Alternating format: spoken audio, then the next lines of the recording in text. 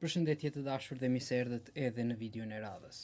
Në këtë video do të shohim pak mësimin numër 10 të gjuhës angleze, të nivelit fillestar, nivelit A1. Do të ndalemi të paktën të dy aspekte. Do të flasim pak për common adjectives, mbiemrat e zakonshëm, dhe colors për ngjyrat. Okej, tani çfarë janë mbiemrat? Mbiemrat janë ato fjalë që si në gjuhën shqipe edhe në gjuhën angleze i përdorin për të treguar një cilësi të emrit individi që po flasim për kafshën ose për sendet, kuptohet, për gjitha emrat në gjuhën angleze. Nuk janë shumë të vështirë, për shembull janë fjalë të tilla si i madh, i vogël, i ri, i vjetër, i shpejt, i ngadalë dhe kështu me radhë. Së pari të shohim pak ngjyrat. Teknikisht edhe ngjyrat, nëse i shikojmë nga ana gramatikore, edhe ato janë mbiemra. Pse? Sepse na tregojnë se çfarë ngjyre është një emër, është diçka. Okej. Së pari kemi ngjyrën red, e kuqe, green, jeshile, yellow, kërkoj ndjes nëse yellow nuk dallohet, unë do t'i bëja sipas ngjyrave, kështu që ta keni më të lehtë edhe ti kuptoni. Pra, yellow e verdh, blue, ngjyra blu, orange, kujdes tani këtu, shkruhet me orë A, po kur e themi me I, orange, ngjyra portokalli, brown, ngjyra kafe, black, ngjyra e zezë, dhe white, ngjyra e bardhë. E kam bërë në këtë ngjyrë sepse kuptohet nuk mund ta bëj ngjyrë të bardhë, nuk do dukej me fletoren e bardhë. Atëherë, shohim pak adjectives. Okay.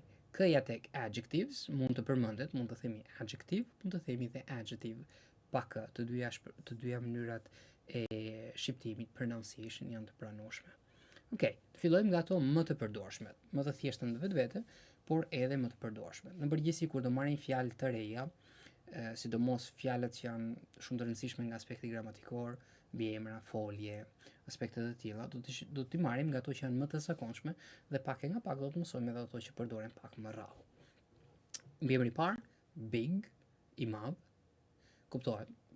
Edhe nëse përdor gjinin mashkullore në gjuhën angleze, tek mbiemrat nuk kemi gjini, kështu që e njëjta gjë mund të përdoret edhe për gjinin femërore. Pra, big, i madh, e madhe, okay? Edhe nëse unë në përkthim mund të përdor ndoshta vetëm një gjini.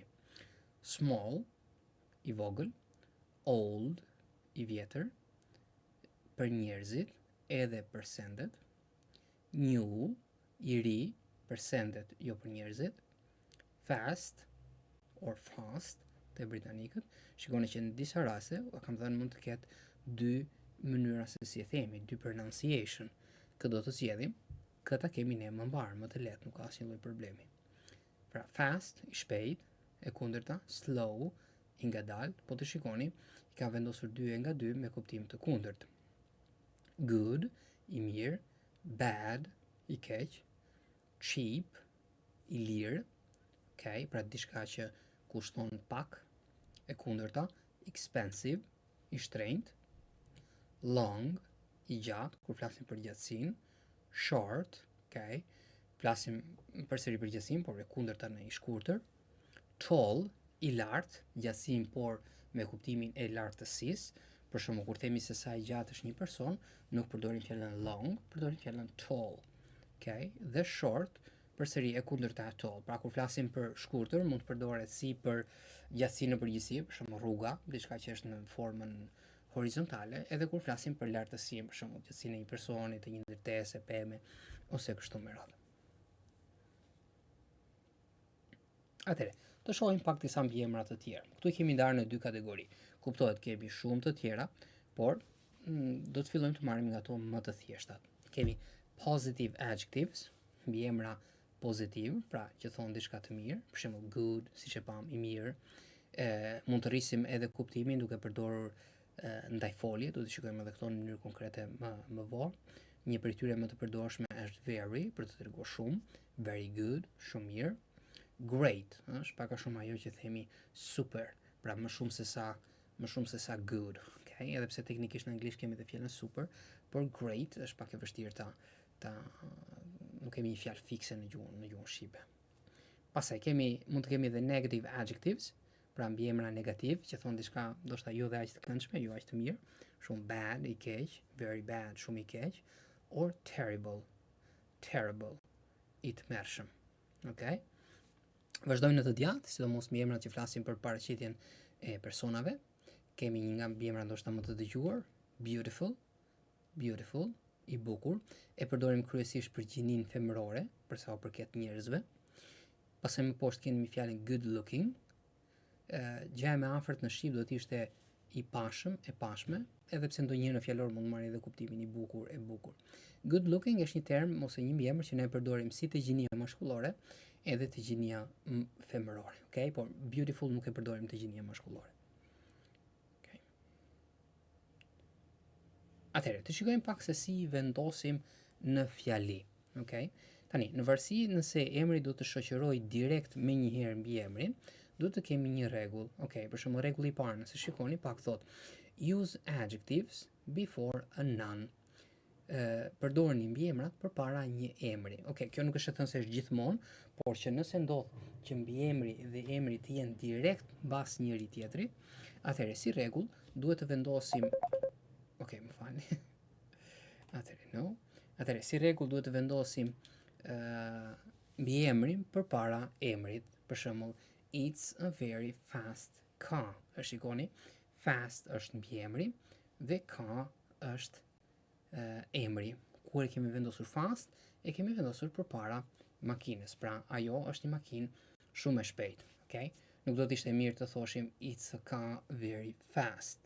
Okay? Po ta shikoni edhe nuk tingëllon bukur. Okay? Tani nëse jemi në fillim, ndoshta të dyja na tingëllon njësoj, por nëse përparojmë pak me anglishtën, do të shikojmë kur diçka nuk është në mënyrë korrekte, atëherë në vesh nuk do të na tingëlloj siç duhet.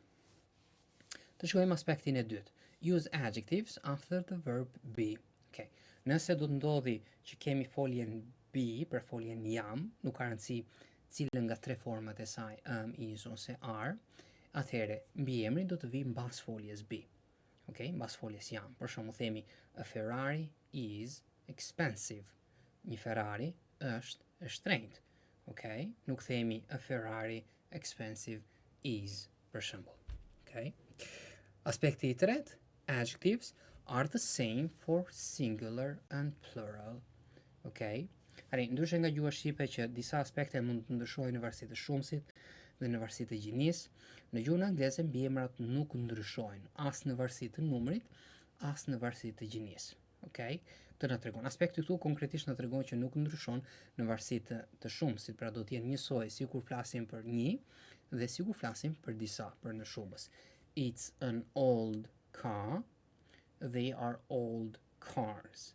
Okay? Shikojmë, rasti parë kemi një makinë, ajo është një makinë e vjetër. Në rastin e dytë kemi disa makina. Nuk e dim numri konkret, por dim që është më shumë se sa një. Ato janë makina të vjetra.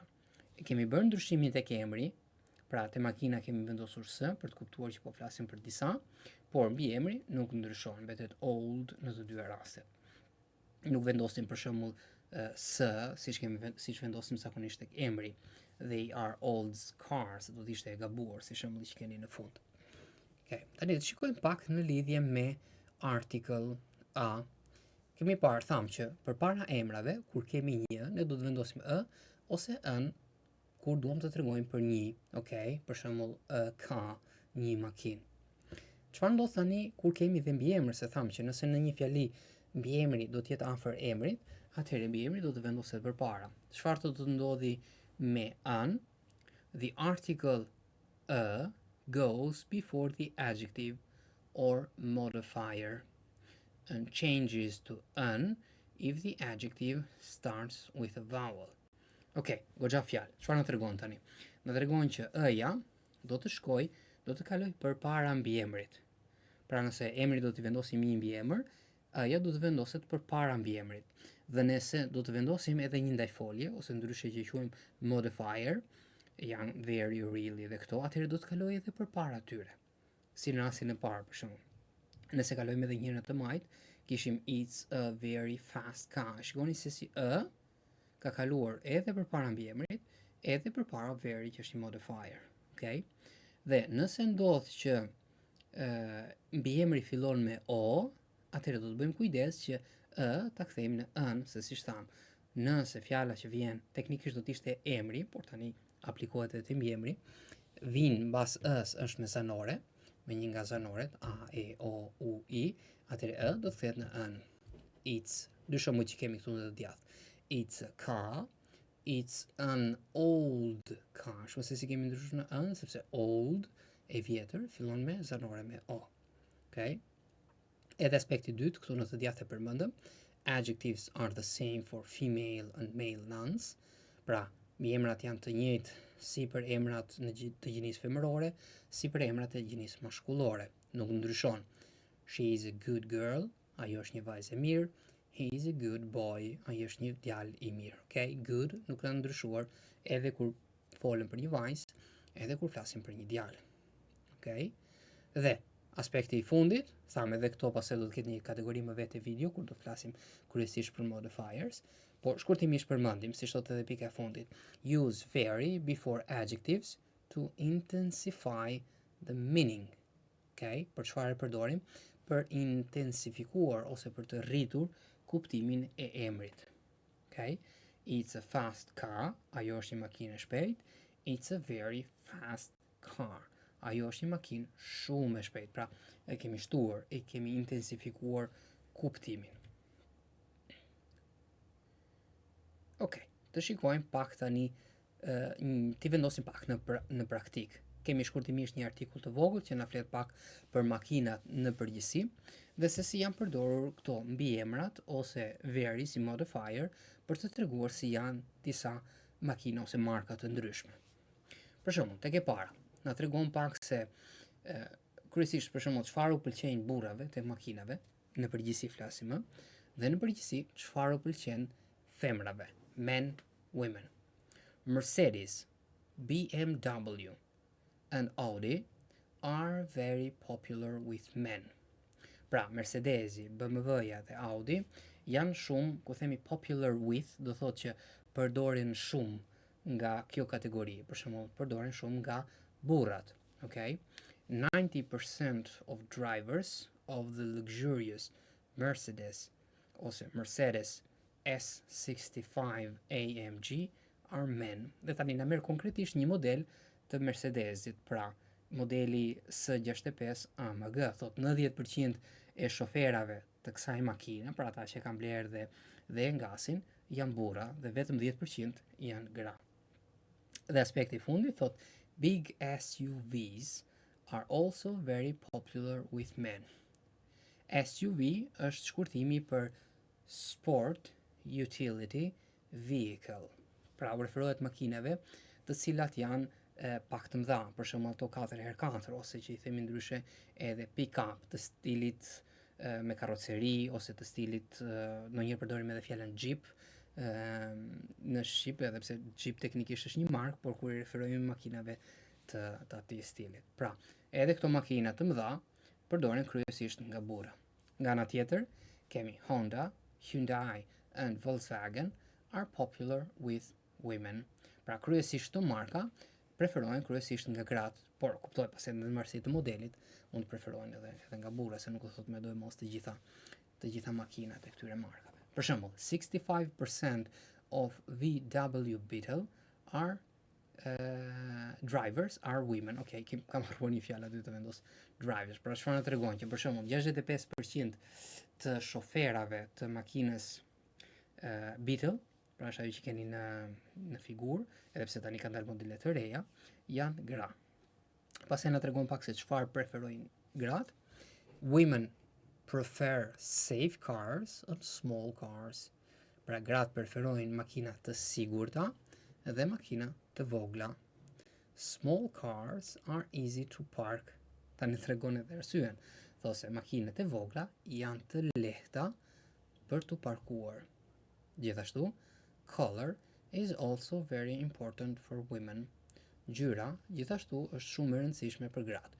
Edhe te burrat, por ndoshta te gratë është pak më e theksuar. Okay. Kaq kishim për këtë video, ju falenderoj edhe një herë për vëmendjet dhe dëgjojmë në videon e radhës.